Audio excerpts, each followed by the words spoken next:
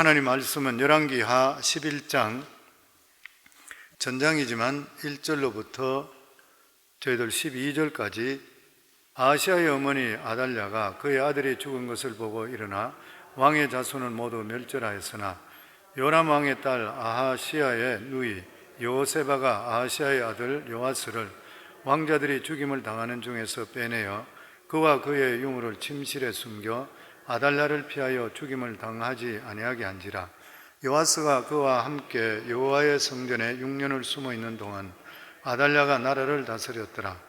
7째 해에 여호야다가 사람을 보내 가리 사람의 백부장들과 호위병의 백부장들을 불러 데리고 여호와의 성전으로 들어가서 그들과 언약을 맺고 그들에게 여호와의 성전에서 맹세하게 한 후에 왕자를 그에게 보이고 명령하여 이르되 너희가 행할 것이 이러하니 안식일에 들어온 너희 중 3분의 1은 왕궁을 주의하여 지키고 3분의 1은 수로문에 있고 3분의 1은 호위대 뒤에 있는 문에 있어서 이와 같이 왕궁을 주의하여 지키고 안식일에 나가는 너희 중 2대는 여호와의 성전을 주의하여 지켜 왕을 호위하되 너희는 각각 손에 무기를 잡고 왕을 호위하며 너희 대를 침범하는 모든 자는 죽이고 왕이 출입할 때 시할지니라 하니 백부장이 이에 제사장 여호야다의 모든 명령대로 행하여 각기 관할하는 바 안식일에 들어오는 자와 안식일에 나가는 자를 거느리고 제사장 여호야다에게 나오매 제사장이 여호와의 성전에 있는 다윗 왕의 창과 방패를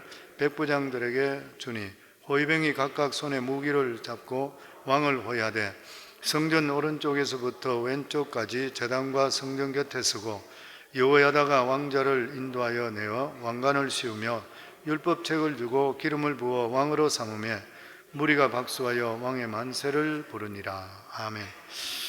많이 읽어본 이야기고 또 이야기 드렸던 건데 어느 조사 기관에서 남자 여자에게 똑같이 질문을 했다고 합니다. 먼저 여자에게 물었는데 여자 나이가 들수록 무엇이 가장 필요합니까? 이렇게 물었을 때에 대답이 이렇게 나왔다 합니다. 첫째가 돈. 남자는 관의 뚜껑에 못이 박힐 때까지 돈을 벌어야 된다. 둘째가 건강. 그리고 셋째가 딸. 넷째가 친구. 다섯째가 지난번에는 강아지였었는데 이번에 보니까 찜질방. 이렇게 나와 있었습니다. 남자에게 물었었는데 첫째는 애 엄마, 둘째는 부인, 셋째는 마누라, 넷째는 아내, 다섯째는 집사람. 남자는 처음부터 끝까지 전부 아내. 근데 여자분들은 자기들이 나이가 들수록 꼭 필요한 것에 5가지 중에 남자가 들어가지를 못했습니다. 강아지보다 못하고 찜질방보다 못한.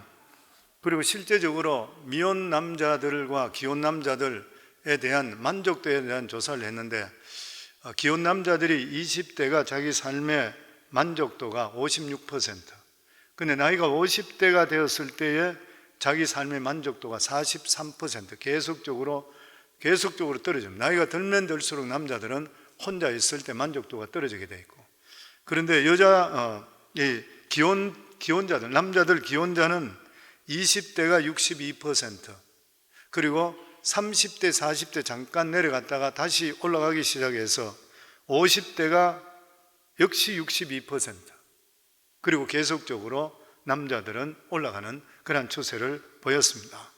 남자들에게 필요한 것은 오직 당신인 것이에요.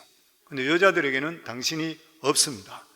평생 돈 벌어주고 수고했는데도 불구하고 나중에는 찜질방이나 강아지보다 못한 것이 남자인 것 같아요. 나이가 들어가니까 이게 자꾸 느껴지는 것 같아요.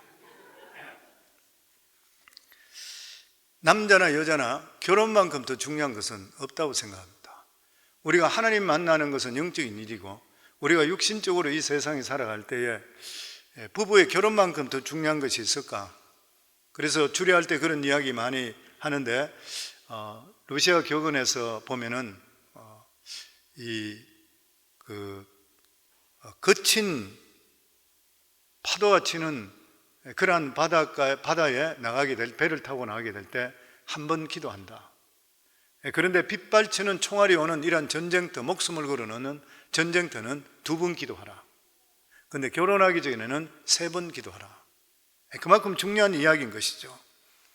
그래서 잠언 14장 1절에 보면 지혜로운 여인은 자기 집을 세우되 미련한 여인은 자기 손으로 그것을 허느니라. 지혜로운 여인은 자기 집을 세우되, 내적인 집인 것이죠. 미련한 여인은 자기 손으로 그것을 허느니라. 아내가 잘 들어오게 되면 집안이 바로 서고 아내가 잘못 들어오면 집안이 망한다, 그 말인 것이죠. 심플하게 이야기하면 여인들은 그 가정의 축복을 접붙임하는 경우들이 너무 많이 있습니다. 믿지 않는 가정에 와서 온 가족들이 하나하나 예수 믿게 되는 것, 신앙의 접붙임을 하는 그런 분들이 참 많이 있습니다. 식구 한 명 한 명씩 이렇게 해서 자기 자녀, 남편, 주위의 형제 자매, 시부모, 친정부모 모두 다 예수 믿게 하는 그런 일들, 이렇게 될 때 나중에 모든 자녀들이 복을 받게 되고 물질적으로도 부족함이 없게 되고, 이러한 아내가 있는 집에는 정신병자든지 자살하는 자든지 폐가 망신한 사람이 없다고 합니다. 또 여인들이 집을 짓는다는 것은 남편이나 자식들의 마음속에 하나님의 말씀을 계속적으로 집어넣어 주는 것이요, 지혜로운 여인은 바깥에 나와서 돈을 벌지 않는다 하더라도 식구 한 사람 한 사람들을 모두 다 보석으로 만들어 주는 일, 이것은 돈 버는 일보다 훨씬 더 수익성이 있고 훨씬 더 중요한 그런 일인 것이요, 지혜로운 여인은 이 남편이 회사나 사회에서 어떤 위기에 부딪혔을 때, 또 자녀들이 어려움을 당하게 되었을 때 말씀으로 격려하고 확신을 주고 그들을 위해서 기도할 때에 그들 남편이나 자녀들은 천군 만마를 얻는 것보다도 더 큰 힘을 얻게 되는 것이요, 하나님의 말씀을 붙든 자, 이런 자는 절대 망할 수가 없는 것이요. 부인들이 보니까 남편들이 믿음이 없는 것 같은데 어느 부인들은 그런 이야기 하더라고요. 우리 남편은 교회는 잘 안 나오는데 내가 교회 안 나오면 자꾸 교회 가라 그리고 새벽기도 내가 나오다가 안 나가면은 남편이 밤에 새벽에 일어나서 자기 보고 오히려 깨워주고 자기 잔대요. 갔다 오라 그런데. 부인이 가는 게 그게, 자기는 뭐 믿음 생활 별로 잘 못하더라도 부인이라도 가면 통해서 집안이 마음이 안정이 되는가 봐. 그래서 잠언에 보면 1장에서 31장까지의 잠언 말씀 있는데, 이제 앞으로 우리 교회 늦어도 내년 1월부터는 가정예배 전체 드릴 때 잠언으로 드리도록 해서 인스트럭션을 다 드릴 거예요. 너무 중요한 말씀이죠. 그런데 잠언 1장부터 하나님을 경외하는 자, 시작이 그렇게 합니다. 그렇게 시작돼서 마지막 결론을 어떻게 내냐면 현숙한 여인으로 결론을 내려줍니다. 그러니까 이 인생에 살아가는 삶 속에 이 부부생활, 가정생활이 얼마나 중요한 일인지 모르는 것이에요. 현숙한 여인의 미덕과 가치는 말할 수가 없는 것이에요. 그래서 31장 10절에 보면 누가 현숙한 여인을 찾아 얻겠느냐, 그의 값은 진주보다 더하니라. 이 아내에 대해서 현숙한 아내는 그 값은 진주보다 더하다 그랬어요. 진주는 6월의 탄생석이라고 그러죠. 6월 달의 탄생석. 그래서 이 진주를 이야기할 때는 이 진주에 따라오는 그러한 축복이 뭐냐면 건강과 장수와 부의 축복이 옵니다. 그래서 다이아몬드를 보석의 왕이라 한다면은 이 진주를 보석의 여왕이라 그래요. 그러니까 여기 말씀이 누가 현숙한 여인을 찾아 얻겠느냐, 그의 값은 진주보다 더하니라. 하나님의 말씀을 담아있는 그러한 여인은 그 말씀이 인격이 되어서 지혜로운 사람이 된다고 하는 것이에요. 그래서 남편들은 지혜로운 아내를 만나 살아가는 것이 정말 천분만마보다도 더 복된 그러한 삶입니다. 물론 부인들은 정말 남편이 자상하고 능력 있고 지혜 있고 믿음 있고 이런 사람 만나는 것 이상 더 좋은 일은 없겠죠. 그런데 성경에는 끊임없이 우리에게 말씀하는 것이 아내에 대해서, 가정에 대해서는 항상 먼저 말씀하고 있습니다. 집을 세우는 것도 아내인 것이에요. 그래서 잠언 31장 28절에 보면 그의 자식들은 일어나 감사하며 그의 남편은 칭찬하기를 덕행이 있는 여자가 많으나 그대는 모든 여자보다 뛰어나다 하느니라. 자식이 어머니 앞에서 감사하는 이유는 자기가 이렇게 되게 하신 분이 바로 어머니 때문이라. 자식의 성공은 어머니의 작품이라. 바로 어머니의 기도와 바른 길로 가르쳐 주신 신앙의 열매라. 그래서 자식들이 나서 감사하는 것이에요.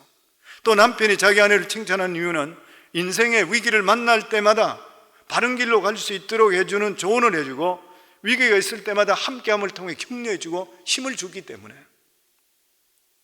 그렇기 때문에 자기에게는 보배인 것이에요. 그래서 덕행이 있는 여자가 많으나 그들은 모든 여자보다 뛰어나도다. 그러면서 마지막에 보면 고운 것도 거짓되고 아름다운 것도 헛되나 오직 여호와를 경외하는 자는 칭찬을 받을 것이라. 그 손의 열매가 그에게로 돌아갈 것이요 그 행한 일로 말미암아 성문에서 칭찬을 받으리라. 오늘날 외모가 대세라 그래요. 근데 아무리 외모가 대세라 한다 하더라도, 아무리 아름답다 한다 하더라도 그 속에 들어있는 것이 쓰레기든지 시궁창밖에 나오지 않는다 그러면 아무 쓸데가 없는 것이에요. 그런 이야기 가끔 설교할 때 드리잖아요. 왜 미스 코리아 같이 이쁜 여자들이 결혼해서 이혼하느냐, 왜 남자한테 배척받느냐는 것이에요. 멋지게 빠지고 너무 이쁜데 안에 들어가서 이야기하고 살다 보니까 들어있는 것이 전혀 생각하지 못했던 것들이 나오기 시작하는 거예요. 같이 못 사는 것이죠. 그런 일이 생기는 거예요. 그러니까 고운 것도 거짓되고 아름다운 것도 헛되나 오직 여호와를 경외하는 여자는 칭찬을 받을 것이라. 그 손의 열매가 그에게로 돌아갈 것이요 그 행한 일로 말미암아 성문에서 칭찬을 받으리라. 인간은 그릇과 같기 때문에 그 안에 내용에 따라서 가치가 정해지게 되어 있습니다. 그러니까 현숙한 아내, 믿음의 아내가 얼마나 중요한지 모르는 거예요. 근데 오늘 읽은 이 열왕기하 11장에 보면 여호사밧 왕이 크게 실수했는 게 뭐냐면 믿음의 아내의 중요성을 잃어버렸습니다. 그래서 우상 섬기는 그러한 집안의 며느리를 받아들였던 거예요. 그 바람에 이 유다 집안 전체, 유다 집안 자체가 피탈이 나기 시작하고 수도 없이 많은 왕족들이 죽기 시작하고 집안이 콩가루 집안으로 바뀌게 됐습니다. 유다 왕 여호사밧은 굉장히 정직한 사람이고 경건한 사람이고 신앙적인 그런 사람입니다. 우리가 잘 알고 있듯이 모압과 암몬과 암몬 그리고 마온 이러한 연합군들이 쳐들어왔을 때 하나님 성전에 들어가서 울부짖고 기도하게 될 때 하나님께서 여호사밧에게 찬양대를 세우라 그러고 나서 하나님께서 천사를 보냄을 통해 자중지단이 일어나서 전부 연합군들이 다 죽어버렸습니다. 기적을 창출했던 사람이에요. 대단한 믿음은 그러한 사람이었습니다. 그런데 이 사람의 유일한 결점이 뭐였냐면 북이스라엘과 가까워지고 싶은 거예요. 북이스라엘. 이 북이스라엘은 바알을 섬기고 하나님을 온전히 섬기지 못한, 그리고 이 악한 왕들이 많은 이 나라에 대한 너무 사모함이 컸던 것이에요. 신앙보다도 자기 마음이 먼저 앞섰던 그런 사람. 유일한 결점이 이 사람이에요. 물론 같은 동족이기 때문에 가까워지는 것은 좋은 일인 것이죠. 그런데 여호사밧은 신앙의 손해까지 감수하면서 이스라엘 왕 아합과 가까워졌습니다. 그 결과로 이스라엘의 바알 신앙을 남유다로 받아들이게 됐던 것이에요. 이것을 통해 몇 번에 걸쳐서 다윗의 후손들, 그러니까 왕족들이 수많이 그냥 몰살당하는 비극을 겪었습니다. 우리도 이 세상에 살아갈 때에 사람들과 좋은 관계 맺는 거 너무 중요하잖아요. 가능하면 우리가 화합해 사는 게 너무 좋습니다. 그런데 우리가 믿음적이지 않는 사람들과 사귀어 가지고는 우리한테 득되는 일이 진짜 없습니다. 왜냐하면 그 사람들과 어울리다 보면 그 사람 좋아하는 거 하게 따라가게 되고 그 사람들 따라가다 보면 엉뚱한 데 가게 되고 그러다 보면 거기서 잘못된 일을 받아들이게 되면 신앙적으로 보통 손해를 보는 것이 아니고 그러다 신앙이 벗어나요. 우리의 신앙은 우리 자신들을 끊임없이 우리가 관리해야 됩니다. 우리가 관리하지 않고 일반 사람과 똑같이 살아보시면 얼마 가지 않으면 내 신앙이, 내 영적인 영성이나 내 영적인 어떤 파워든지 영성이 사라지기 시작해요. 성령의 충만함을 계속 받으라 그래요. 이유가 뭐냐면 우리들은 계속 받지 않고 이 정도만 됐습니다 하면 사그러지기 시작해요. 목회자도 똑같습니다. 누구든지 똑같아요. 세상 모임 저하고 자주 가다 보면 어느 순간에 보면 나도 모르는 사이에 세상 쪽으로 바뀌는 것이에요. 그러니까 지금 여호사밧이 이러한 큰 실수를 자기 인생 마지막에 저지르게 됐던 것이죠. 우리 1절 말씀입니다. 같이 읽습니다. 아하시아의 어머니 아달랴가 그의 아들이 죽은 것을 보고 일어나 왕의 자손을 모두 멸절하였으나 여호사밧 왕은 아합왕과 가까이 지냈는데 그 이유가 뭐냐면은 첫 번째가 아합이라는 사람은 인간적으로 참 좋았던 사람입니다. 아마 인물도 좋고 굉장히 호남적이고 사람들과 가까이 하고 아마 이랬던 사람인 것 같아요. 성경에 보면 아합은 그 이세벨과 결혼해서 바알 신앙을 받아들였던 굉장히 악한 자라고 이야기되어 있지만 실제로 아합은 인간적으로는 통 있고 괜찮은 사람이었습니다. 호감이 가는 그런 사람입니다. 아주 인상도 아마 좋았던 그런 사람 같아요. 이스라엘의 초대왕 사울이 그랬잖아요. 키도 크고 인물도 걸출하고 인간관계 속에 사람들 마음도 잘 이해해주고 뭐 이랬던 사람이에요. 보면 아마 아합왕도 비슷했던 그런 사람 같아요. 예수 안 믿는 사람 중에 괜찮은 사람 진짜 많습니다. 예수 믿는 사람이 소나무같이 물 안 준 소나무같이 꼬리가 있는 사람인 이런 사람들이 실제로 눈에 많이 보이지만 안 믿는 사람들은 술 한잔 하면 다 풀어버리고 사람들 다 좋아요. 뭐 그런 경우들이 많이 있잖아요. 보면 그럼에도 불구하고 성경은 하나님을 모르는 자를 악인이라 그래요. 왜 그런 것입니까? 이 세상은 두 부류밖에 없는 것이죠. 하나님을 믿는 자, 하나님을 안 믿는 자 두 부류밖에 없는 거예요. 하나님을 믿는 자는 하나님의 사람, 하나님을 안 믿는 자는 누가 뭐라 그러더라도 사탄의 자식인 것이잖아요. 죽으면 지옥 가기 때문에 두말할 필요가 없는 것이요. 뿐만 아니라 이 아합은 아람과의 두 번 큰 전쟁에 승리를 했습니다. 그러니까 전쟁 영웅입니다. 그러니까 여호사밧은 굉장히 호감이 많을 가졌던 사람이에요. 더더욱이나 이스라엘은 유다보다도, 북이스라엘은 남유다보다도 적어도 5배 이상이 더 컸던 나라입니다. 굉장히 나라가 크고 뿐만 아니라 굉장히 부강했던 그런 나라입니다. 그러니까 항상 이 여호사밧에게는 적은 나라를 가지고 있는 사람이 큰 나라에 대해서 열등감을 가지고 있었을 것이라. 지난 수요일 날도 말씀을 드렸습니다마는 예수 믿고 구원받고 하나님 은혜 속에 사는데도 불구하고 많은 사람들이 세상에 출세하고 돈 많은 사람들을 부러워합니다. 우리가 예수 믿고 구원받고 은혜 속에 살면서 돈도 잘 벌고 출세하면 너무 좋겠지요. 근데 실제로 그렇게 살지 못할 때가 너무 많아요. 근데 세상적으로 출세하고 돈 많은 사람 보면 예수 믿는데도 불구하고 그 사람이 부러워할 때가 많아요. 그래서 자식들을 키울 때 믿음으로 키우지 못하고 자기는 교회 나오면서 자식들은 세상이 최고 되기를 원하는 게 어떤 부모들은 그렇게 하시더라고요. 그러니까 신앙이 잘못 들어가는 것이죠. 근데 아마 이 여호사밧이 북이스라엘이 부강하고 나라가 크고 이러니까 조금 그런 자기 마음속에 어떤 호감을 가지게 되고 부러워하는 게 있었는가 봐요. 그래서 이 여호사밧 남유다와 북이스라엘은 군사 동맹을 맺었습니다. 서로 침범하지 않기로. 그리고 실제적으로 이스라엘 역사상 나라가 두 그룹으로 갈라지고 나서 가장 평화롭게 있었을 때가 아합과 여호사밧 때입니다. 전쟁이 안 일어났었습니다. 근데 그것만 하더라도 괜찮은데 둘째는 뭐냐면 결혼 동맹을 맺어버렸어요. 결혼 동맹을 맺으면서 여호사밧은 자기 아들 여호람, 자기 아들 왕을 세우는 아들하고 아합의 왕, 아합 왕의 딸 이세벨의 딸이죠. 이 완전 미신이고 우상 덩어리인 이 딸을 며느리를 불러들여요. 아달랴. 그리고 바알 신앙을 가지고 유다 시집으로 들어와 버렸습니다. 구약의 아가서에 보면 이 다윗의 후손의 결혼을 축복하는 노래인데 여기 보면 왜 다윗의 후손이 결혼이 중요한가 하면 다윗의 후손은 반드시 신앙적인 결혼을 해야 된다는 거예요. 반드시 신앙적인 결혼을 해야지 이스라엘의 신앙을 계속 지킬 수가 있는 것이에요.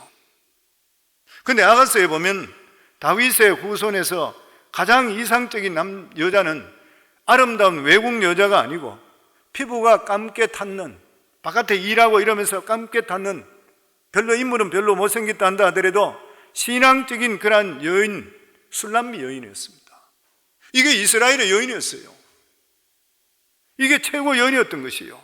그런데 솔로몬 때부터 다윗의 후손들은 이 아가서를 무시해버리고 외모하고 정략적인 이익을 얻기 위해서 외국 공주들과 결혼하기 시작했습니다. 왜 그러냐면 외국 공주들은 인물이 예뻐요. 그리고 외교적으로 큰 영향력을 발휘할 수 있었던 것이요.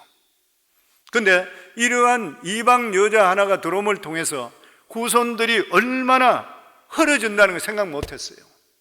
왜냐하면 어머니 신앙이 그만큼 중요한데 우상 단지가 들어 자식을 낳게 되니까 그 자식들을 어떻게 신앙생활 바로 시킬 수 있어요? 전부 악한 왕들이 나오는 것이에요. 유다의 왕도 20명이 되는데 그 20명 왕들 중에서 악한 왕이 8명입니다. 다 이방 여인들 속에, 어머니가 이방 여인 속에 낳는 거예요. 북이스라엘의 왕은 19명인데 그 중에 1명 정도가 선하다 할 정도 되지만 어떤 기록에 보면 전부 악하다 되어 있어요. 다 악한 사람들이에요. 그러니까 한 여인이 잘못 들어옴을 통해서 이 나라가 이렇게까지 된다고 자기들이 생각 못했던 것이에요. 뭐 여자가 들어오는데 뭐 그래, 남자가 잘하면 되지, 천만에요. 저도 목회하면서 보니까 남자도 별일이 없어요. 남자들은 아무리 신앙 좋아 보이도 부인들이 믿음으로 못 받쳐주는 남자는 오래 못 가요. 그리고 괴로워, 그 사람 남자 자체가. 얼마나 중요한 일인지 모르는 것이에요. 유다 왕들이 하나님 말씀에 철저하지 않고 이 신앙보다도 외형이나 경제적인 유익을 자기들이 먼저 택하게 됐을 때 하나님께 손을 놔버립니다. 그들에게 손을 놔버린 것이에요. 그 이스라엘 백성들의 가치가 떨어져 버렸습니다.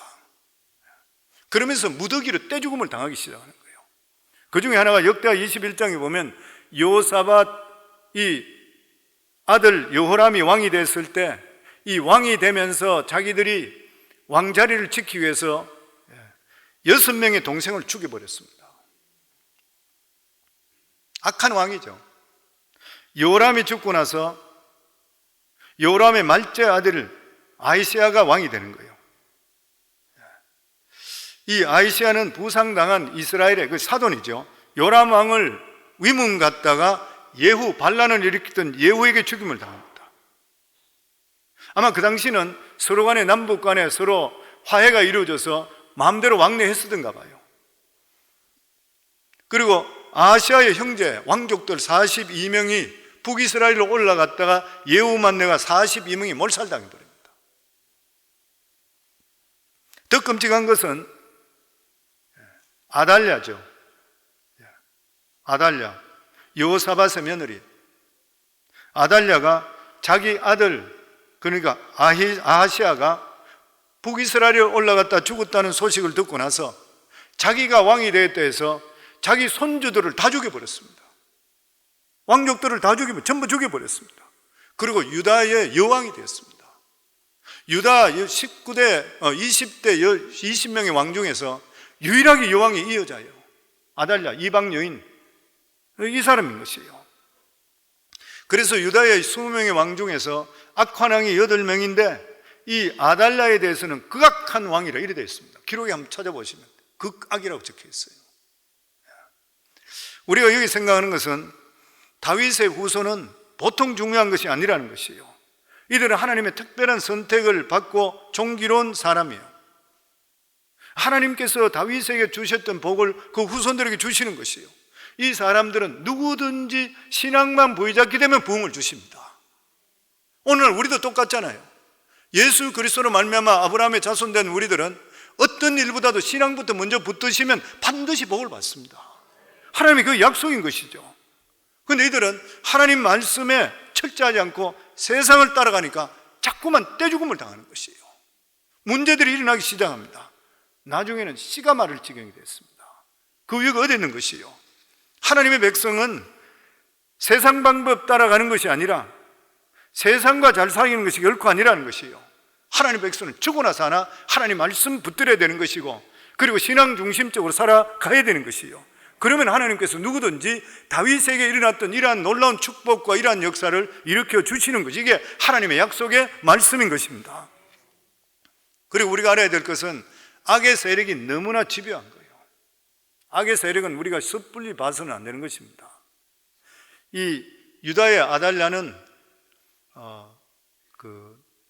여자가 시집 올 때에, 그러니까 이세벨의 딸이 유다 쪽으로 들어오면서 바알 신앙을 가지고 왔는 것이죠. 근데 그 속마음이 뭘 감추고 있었는 게 뭐냐면은 다윗의 후손을 죽여서라도 자기가 정권을 잡고 싶은 마음이 있었던 거예요. 결국 아달랴가 왕족들을 다 죽이고 자기 왕이 된 것은 유다의 모든 통치가 다 끊어지는 것이에요. 유다는 하나님의 말씀으로 다스리는 은혜로운 그런 나라인 것이에요. 근데 우상을 섬기게 되든지 인간적인 왕이 되게 될 때는 하나님의 말씀의 역사와 하나님의 능력이 중단되어 버립니다. 그리고 미신이나 억압 같은 게 통치하게 되어 있습니다. 교회도 똑같습니다. 교회도 똑같은 것이에요. 교회에서도 하나님 말씀이 강물같이 넘쳐 흐르게 될 때는 악한 것들이 떠나게 되어 있습니다. 미신이 절대 틈타지 못하게 되어 있습니다. 사탄 세력들은 한결라도 일곱결로 도망가게 되어 있는 것이에요. 그런데 하나님의 말씀이 왕성하지 못하게 될 때는 말도 안 되는 미신이나 억압 같은 이런 것들이 교회에 들어오기 시작하고 교인들의 생각을 지배하기 시작해요. 그래서 교회 다니는데도 불구하고 엉뚱한 짓 하는 사람이 얼마나 많이 있는지 모르는 것이에요. 그렇기 때문에 우리가 하나님의 은혜보다 더 귀한 것은 없는 것입니다. 우리가 하나님을 업신여기고 세상 재미에 따라가게 될 때는 하나님의 은혜는 어느 순간에 우리에게 없어져 버리고 인간에게 지배를 받게 되어 있습니다. 사람이 두려워지기 시작하는 것이요. 이 악독한 할머니 아달랴는 손자들을 다 없앴다 생각했습니다. 그런데 왕자들이 다 몰살된데도 불구하고 그 중에 하나님께서는 단 한 사람의 왕손을 살려주셔서 다윗의 등불을 끄지지 않게 했습니다. 그때 살아남은 이 아기가 누구냐면 요아스인 것이죠. 우리 2절에서 3절 말씀입니다. 같이 읽습니다. 요람 왕의 딸 아하시아의 누이 여호세바가 아하시아의 아들 요아스를 왕자들이 죽임을 당하는 중에 빼내어 그와 그의 유물을 침실에 숨겨 아달랴를 피하여 죽임을 당하지 아니하게 한지라. 요아스가 그와 함께 여호와의 성전에 6년을 숨어 있는 동안에 아달랴가 나라를 다스렸더라. 원래 요람의 이 딸이라고 하면 아달랴이다. 요람이 아달랴의 그 남편이니까 아달랴의 딸인데, 역사학자들이 일반적으로 신학자들이 이야기할 때에 여기 보면 아하시아의 누이 요세바라 그랬다 그러면 아달랴의 딸이어야 되는데 아마 아달랴의 딸이 아니었을 것이라, 배다른 딸일 것이라. 그러니까 궁녀든지 후궁 쪽에 낳는 그러한 딸일 가능성이 많다. 그러니까 어머니를 배반하는 것이에요. 이 요세바는 여호야다의 부인이었습니다. 여호야다는 누구냐면 대제사장이었습니다. 그 당시에. 근데 이 여호세바 여인은 요아스를 빼들려서 자기 침실에 숨겼습니다. 전부 군인들을 보내서 왕족들을 다 잡아 죽일 때 이 아이 하나만 빼냈던 것이에요. 그리고 나서 나중에 성전에 데려가서 성전에서 6년 동안 몰래 키웠던 것이에요. 이 6년 동안이 유다의 암흑기였었습니다. 그리고 이 대제사장 여호야다는 요아스가 7살 될 때까지 절대로 왕자의 정체를 드러내지 않게 했고 모든 것을 참고 기다렸습니다. 그러다가 왕자가 7살이 됐을 때에 거사를 일으켰습니다. 우리 4절 말씀 같이 읽습니다. 7째 해에 여호야다가 사람을 보내 가리 사람 백부장들과 호위병의 백부장들을 불러 데리고 여호와의 성전으로 들어가서 그들과 언약을 맺고 그들에게 여호와의 성전에서 맹세하게 한 후에 왕자를 그들에게 보이고, 여기 보면 7째 해에 요아스 7살 될 때에 사람을 보내서 가리 사람의 백부장과 호위병의 백부장을 불러 데려왔다. 여기 가리 사람이라고 나와요. 가리 사람이 누구냐면 이방 용병인데, 이 사람들이 블레셋 출신 그레테 사람이라 보통 이렇게 이야기합니다. 근데 왜 여기서 이 이야기를 하냐면은 다윗 시대 때에 다윗에게 가장 충성했던, 그러니까 다윗과 솔로몬 시대 때에 특수 경호를 했던 사람들이 가리 사람입니다. 그러니까 이 다윗과 솔로몬 때에 이 다윗과 솔로몬의 가장 측근으로서 자기들을 경호해 줬던 사람이 유대 사람이 아니라 이방 사람이었습니다. 그러니까 이 사람들은 이방 사람인데도 불구하고 다윗과 솔로몬에게 가장 신임을 많이 받던 충성스러운 그런 사람이에요. 그들은 다윗이 실각했는데도 불구하고 끝까지 다윗을 지켰던 그런 사람입니다. 그리고 세월이 많이 흘렀던 것이요. 세월이 많이 흘렀는데 이때 다시 다윗의 후손 요아스를 세우기 위해서 이 왕을 보호하기 위해서 갈이 사람을 다시 부르는 것이에요. 이 특수 경호했던 이 충성스러운 사람을 다시 불러드립니다. 저는 이걸 보면서 느끼는 게 뭐냐면은, 레갑 족속과 같은 사람이구나. 수많은 사람 있는데도 불구하고, 이방인인데도 불구하고 하나님을 충성스럽게 섬겼던 사람은 언젠간 하나님 부르시구나. 갈렙도 마찬가지잖아요. 이방 사람이었잖아요. 에돔 사람이었던 사람이에요. 근데 유다 육장이 되고, 나중에 가면은 갈렙을 통해서 여호수아가 죽고 나서 첫 번째 사사가 온니엘인데 이 갈렙의 사위가 되잖아요. 그러니까 우리 삶 속에서도 나중된 자가 먼저 얼마든지 됩니다. 그리고 언제든지 믿음을 부여잡게 될 때는 정말 아래 있지 않고 위에 있는 이러한 축복을 우리에게 주시게 되어 있는 것이요. 우리 성도님 모두 다도 가리 사람과 마찬가지로 하나님께서 어떤 일을 시킬 때 하나님 눈에 들어갈 수 있고 하나님 생각하시가 뽑아설 수 있는 분이 되기를 주 이름으로 축원합니다. 아멘. 여호야다 이 대제사장은 안식일을 거사일로 삼았습니다. 왜냐하면 안식일이 되면 왕궁이 다 쉬는 것이요. 그리고 성전에 모든 사람들이 예배드리러 모여옵니다. 특히 안식일에는 교대하는 제사장들이 많이 오기 때문에 이 제사장들에게 칼을 줬습니다. 칼을 차고 들어오라고. 제사장이 많이 오더라도 의심받지를 않는 것이요. 여호야다는 다른 사람을 무장시키지 않고 제사장들을 무장시켰습니다. 그리고 여호야다는 성전을 철통같이 방한 후에 왕자를 그때서 내보냅니다. 성전에 키웠던 그 아기 요아스를 보이는 것이요. 그러면서 율법책을 주면서 그의 머리에 기름을 부르면서 왕이 되는 것을 선포합니다. 우리 12절 말씀 같이 읽습니다. 여호야다가 왕자를 인도하여 내어 왕관을 세우며 율법책을 주고 기름을 부어 왕으로 삼으며 무리가 박수하여 왕의 만세를 부르니라. 그동안 아달랴가 다윗의 합법적인 후손이 없게 되니까 불법적으로 유다를 다스렸던 거예요. 그러니까 여왕이 다스리게 됐던 것이에요. 그런데 이제는 적통으로 왕이 서게 되니까 자연적으로 아달랴의 모든 권한이 뺏길 수밖에 없는 것이고, 그리고 나중에 가서 아달랴 편을 드는 사람이 없는 것을 볼 때에 아마 그 당시에 아달랴가 6년 동안 다스리고 있었지만 위압감 때문에 따라갔든지 아니면 협조를 안 하고 뒤로 물러있는 사람이 굉장히 많았었다는 거예요. 한순간에 악한 사람을 통해서 나라가 잡혀있다가 한순간에 다시 모든 걸 상실하면서 하나님 나라로 회복되는 것이에요. 유다는 하나님이 다스리는 그러한 나라인 것입니다. 하나님 나라의 왕은 백성들에게 바른 말씀을 가르칠 수 있어야 돼요. 그렇게 되면 은혜가 충만하게 되어 있는 것이에요. 그런데 아달랴는 아무 자격도 없는 그러한 여자가 왕권을 찬탈했다가 하나님의 역사를 그냥 막았던 것이에요. 그런데 하나님의 때가 됐을 때 아달랴는 망하고 유다는 다시 회복됩니다. 이 일을 누가 하시는 것이에요? 하나님이 하시는 것이에요. 저는 목회하면서 세월이 지나고 보니까 전부 하나님이 하시구나. 진짜 하나님. 보내주는 분도 하나님 하시고 길도 열어주시면 하나님. 저희 우리 교회 짓는 거 이런 것도 저는 여기에 이렇게 꼭 지어야 되겠나 이런 것 때문에 계속 저는 마음이 했었거든요. 그동안 본격적으로 하질 않았던 것이에요. 그런데 이제는 그 마음이 들면서 성도님들 중에서도 이번에 보니까 우리 교회 온 지 얼마 안 되신 분이 상당히 큰 금액의 그 건축 헌금을 내시더라고요. 그래서 그분이 그런 간증을 해요. 교회 우리 영상에 보면서 사무총회 때 우리 교회 건물을 보는 순간에 갑자기 마음이 뜨거워지면서 자기 마음이 그게 오더래요. 그러면서 씨앗을 심기 시작하는 거예요. 저보고 건축 헌금에 대해 이야기하는 분이 굉장히 많아요. 좀 기다리시라고 그래요. 제가 기도하는 가운데서 하나님 때를 맞춰서 해주실 것이라 그렇게 생각하고 있습니다. 그런데 그런 마음 주시는 것도 하나님이 주시는 거예요. 모든 일은 살아보고 믿음 안에 들어보니까 억지로 된 일이 없어요. 때가 되는 것 같으면 하나님께서 그 일을 할 수 있도록 만들어 주시고 또 그런 사람 일꾼들을 보내주시고 그 일을 행하게 하시는 하나님이신 거예요. 아멘.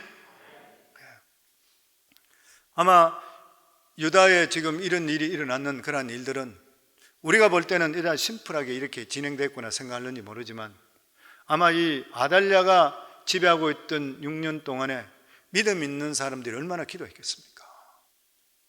기도가 쌓였기 때문에 하나님께서 때를 맞춰서 만들어 이렇게 주시는 것이에요.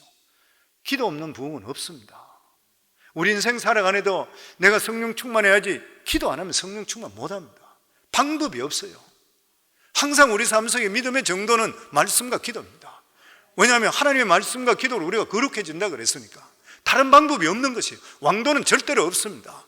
말씀 봐야 되고, 그리고 성경 읽고, 그리고 기도하시고 하나님께 매달리고, 그럼 능력 나타나요.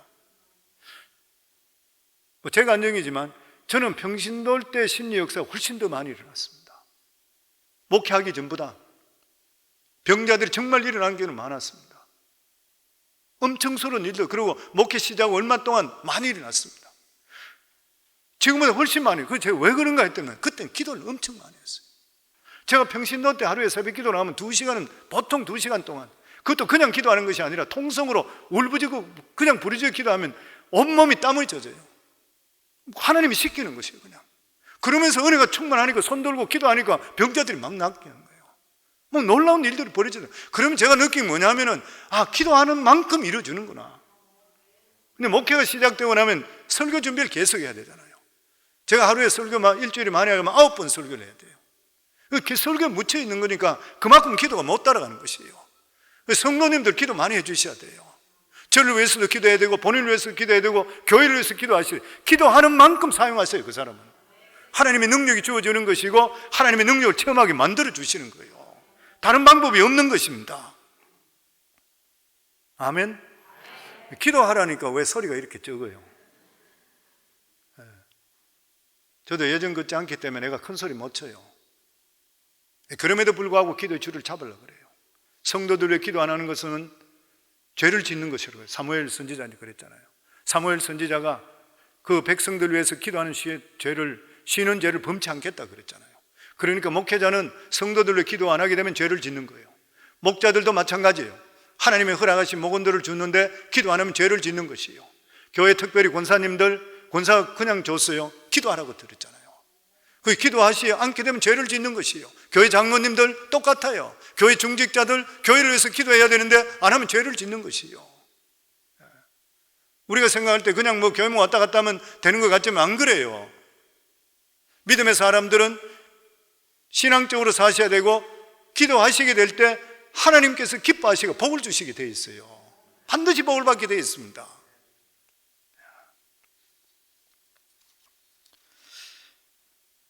아달랴는 백성들의 환호 소리를 듣고 그때서 비로소 성전에 들어가 보니까 왕이 대위에 서 있고, 그리고 주위에 장관들과 백성들이 나팔을 불면서 이 왕을 축하하고 있었어요. 아달랴가 옷을 찢으면서 반역이다 반역이다 소리 질렀지만 아달랴를 지지하는 사람이 아무도 없었습니다. 여호야다 대제사장은 군사들에게 아달랴를 성전 안에 죽이지 말라 그랬습니다. 하나님의 성전에서 피를 흘리지 말라. 그리고 쫓아내는 거예요. 몰아내다가 중간에 왕궁으로 가다가 거기서 이 칼에 맞아 죽습니다. 아달랴는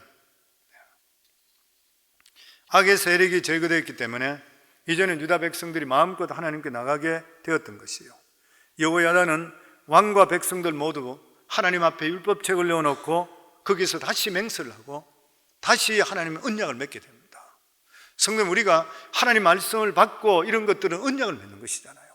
내가 하나님 백성 됐으니까 이 말씀대로 내가 살겠습니다. 그러면 나머지는 하나님께서 말씀해 주신 대로 하나님께서 이행해 주신 거예요. 그리고 우리 삶 속에 항상 말씀을 떠나서는 안 돼요. 말씀을 읽고 그 말씀대로 내가 살아가시면서 하나님 이 말씀대로 내가 살겠습니다. 이 말씀대로 이루어 주소서. 그러면 말씀대로 하나님께서 우리 삶 속에 역사해 주시게 되어 있다고 하는 것입니다.